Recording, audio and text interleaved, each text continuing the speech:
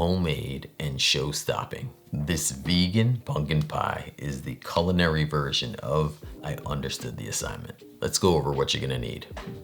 Pumpkin puree, brown sugar, maple syrup, coconut milk, vanilla extract, cornstarch, salt, spices, and a pie crust. If you're using a store-bought crust, you can save yourself a ton of time. The trade-off is there's more ingredients in the label than you would ever use at home, and no chance to shape it into something decorative. If you want to control that homemade touch, here's how you make it. We're using a food processor, but you could also do this in a mixing bowl.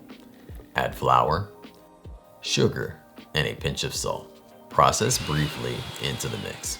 Add your fat, shortening, vegan butter, or coconut oil. In this version, it must be a solid. Shortening handles the easiest. Vegan butter and coconut oil can be more finicky. Pulse into the mixture looks sandy, like beach sand.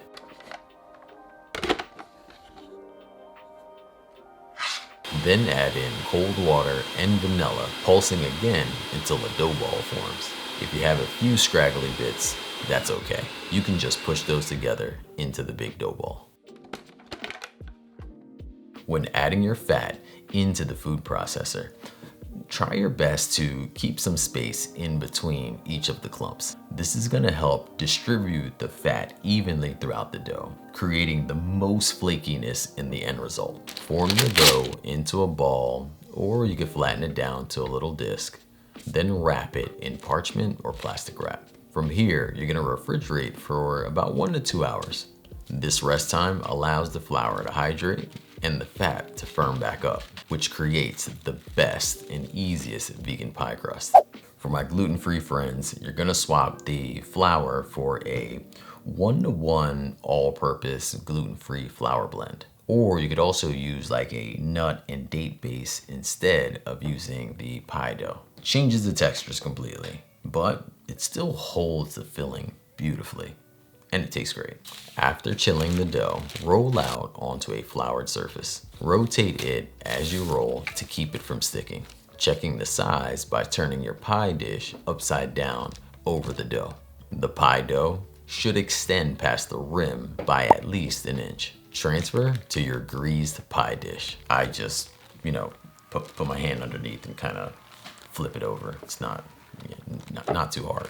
Gently pressing into the corners to avoid cracks. If the edge tears, dip your fingers into water and smooth them back out. Press along the rim with your thumb to create a wavy pie crust edge. Now refrigerate again while we prep our filling.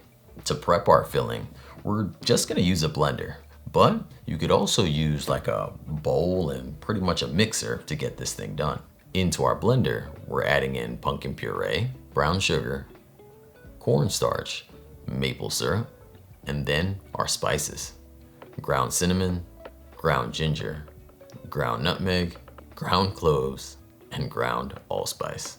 To avoid the numerous spices, you could simply use a pumpkin pie spice. I would say about 1.5 to 2 teaspoons of that and you're good. But if you'd like to control the flavors a bit, especially knowing that you probably already have all these spices in your cabinet, from the cooking we typically do together, this is how you make a show-stopping pie. You could even add little, different things in there like cardamom or mace, and that's just gonna elevate the complexity a bit. Okay, to finish this up, add in your salt, vanilla, and coconut milk. Blend until completely smooth.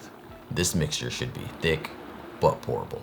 As a kid, I never had pumpkin pie. Even apple pie to me back then was kind of weird, cooked fruit just in a kid brain just doesn't sound that good sometimes. I'd imagine though, if someone would have sat that in front of me with like a gallon of whipped cream on there, that pie would have stood no chance. Today, my family is more of a sweet potato pie kind of people, but pumpkin is quietly making its way into some people's hearts.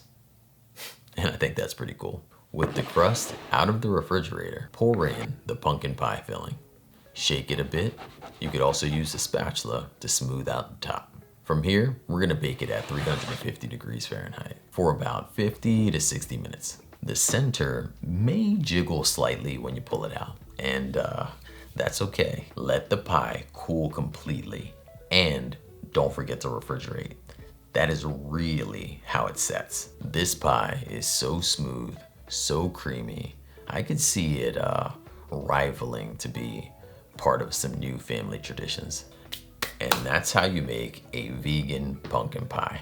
You got no eggs, no dairy. So if you're looking to even save on possibly some funds, this might be a way to go, simply because it's more affordable. This full recipe can be found linked in the description, or you can head right over to my website, makeitdairyfree.com.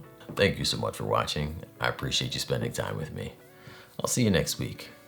Until next time, believe in good. Peace.